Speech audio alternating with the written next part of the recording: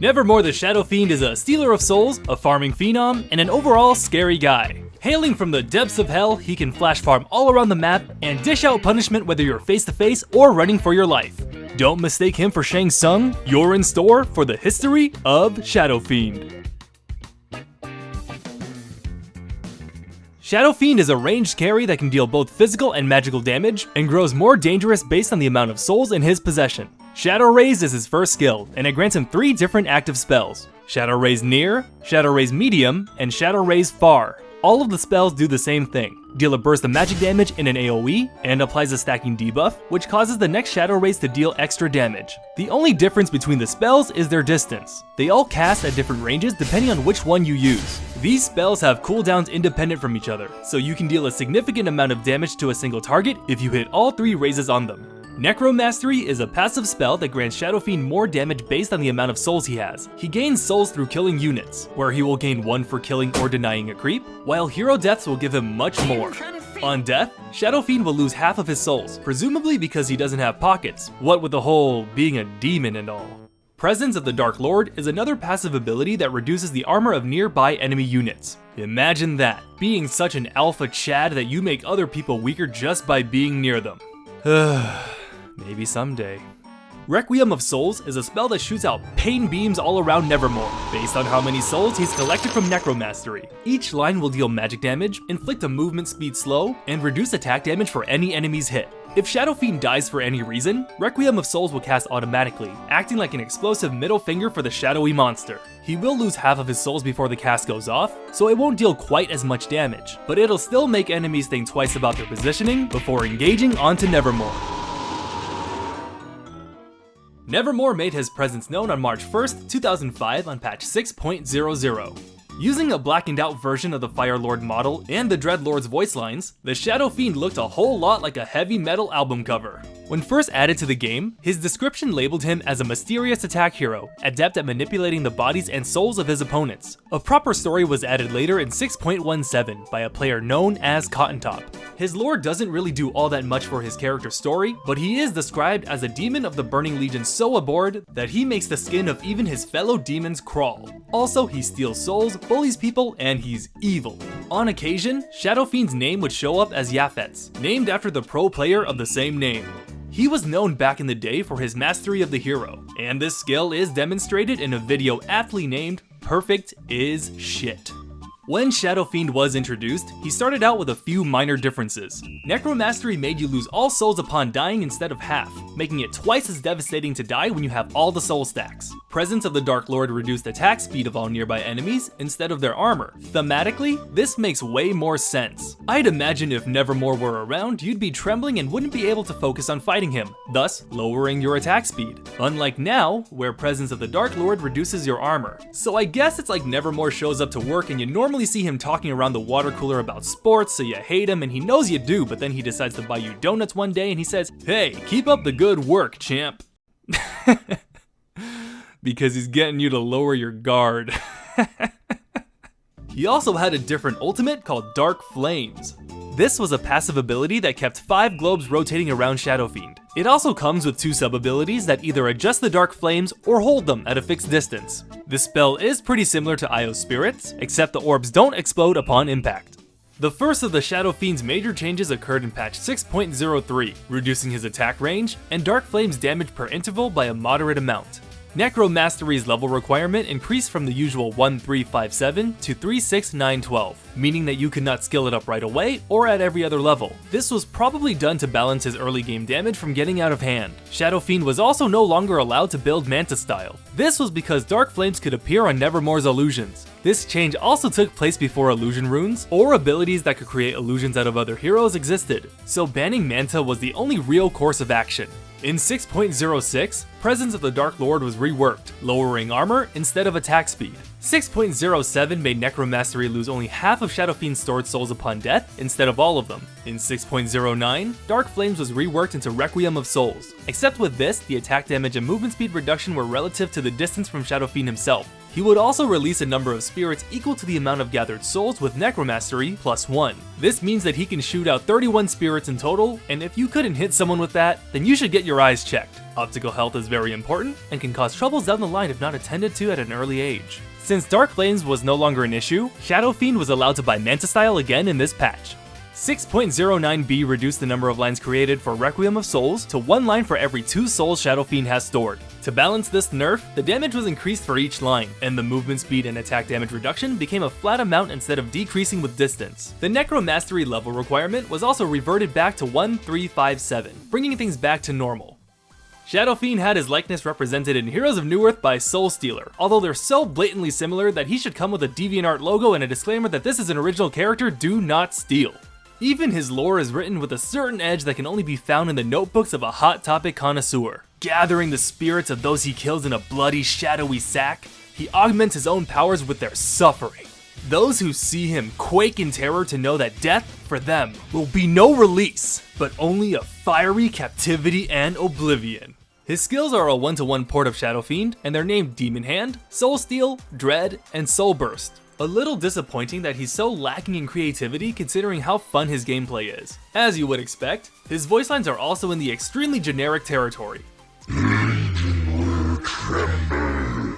Feed my black heart. I will consume them with fear.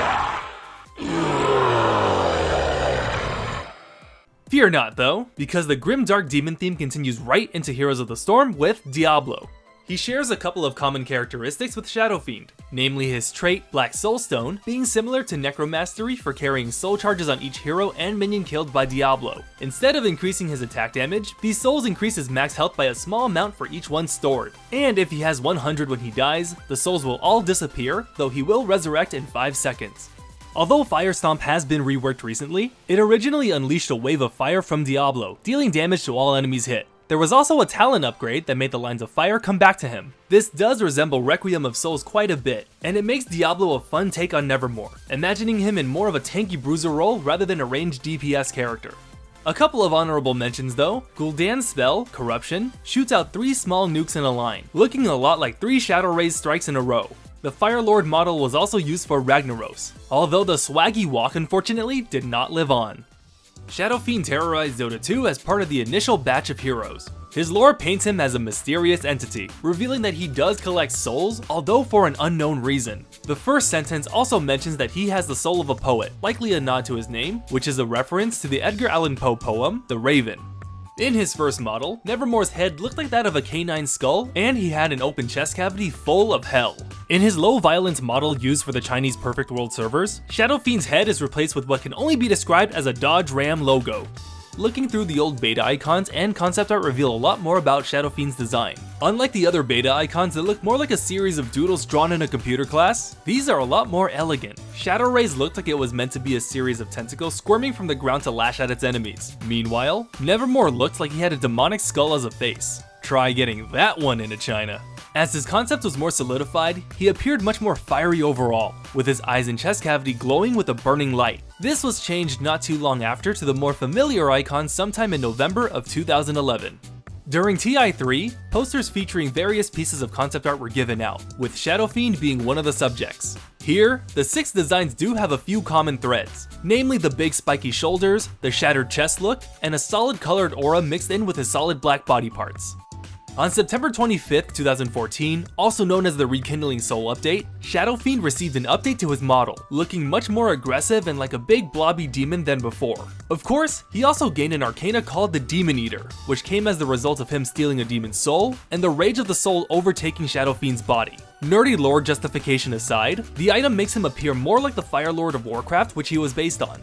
Though Shadow Fiend's interactions with the other heroes are somewhat limited, his contributions to the lore include an entire language. The demons of Dota 2 speak a language called Ozkavosh, which was created by the team at Valve, giving the made-up dialogue a sense of structure. The language itself is pretty loose, although you can form sentences based on the little we have of it. While listening to Shadow Fiend's interactions with Doom and Shadow Demon, we can see that Nevermore actually served them both at some point, making it seem like he's the weakest of the trio.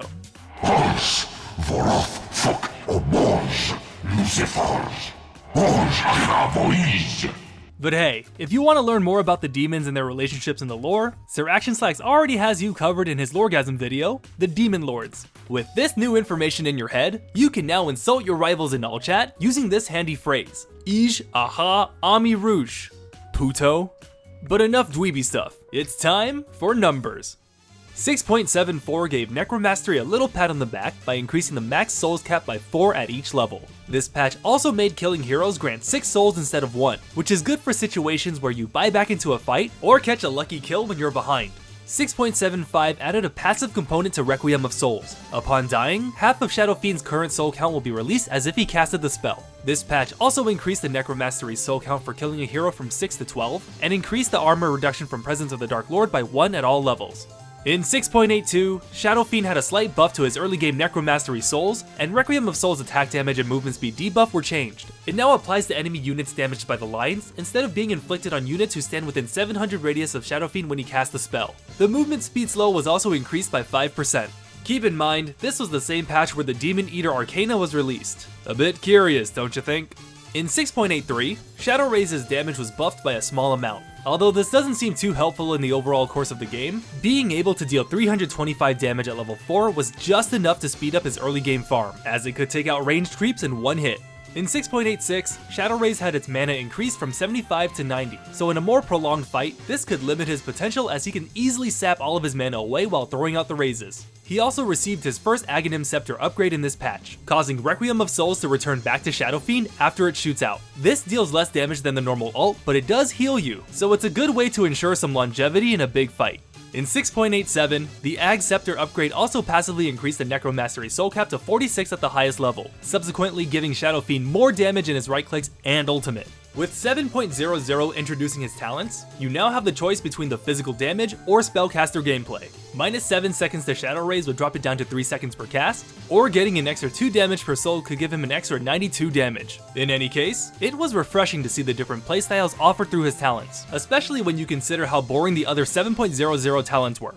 7.07 made a couple of significant modifications to his gameplay. Shadow Raze had its damage reduced, but it now placed a stacking debuff on its target, causing Shadow Raze to deal an extra 60 damage per stack of the debuff on the enemy. This rewards accurate skill shots and made him less brain dead to play.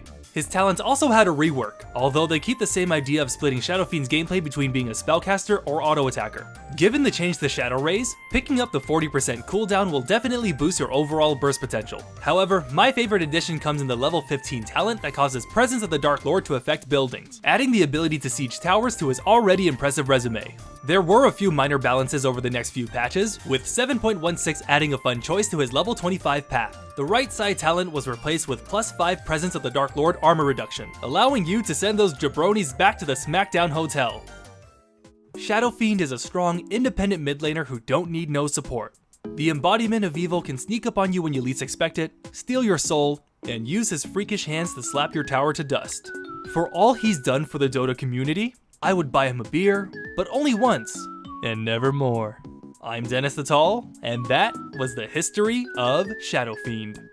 Alright, so last time I asked, what's the longest Techies game you've had to endure? And here are some of my favorite responses. Variety Heal wrote in, around 2 hours, I was playing Naga, and it was on goddamn Christmas. Trapisti said, around 95 minutes, spent 6k on wards, and added the enemy Techies as friends so I don't have to play against him again. He is a cool dude and we play from time to time together. Rubik chimed in with, I had a 240-minute game. I wanted to die. That's it for now. Here are some old videos and a subscribe button. Follow me on Twitter and support this channel on Patreon. All of your help will go to adding to Dazzle's Gundam collection. I don't understand his hobby myself, but he's my son and I'm going to encourage him, damn it.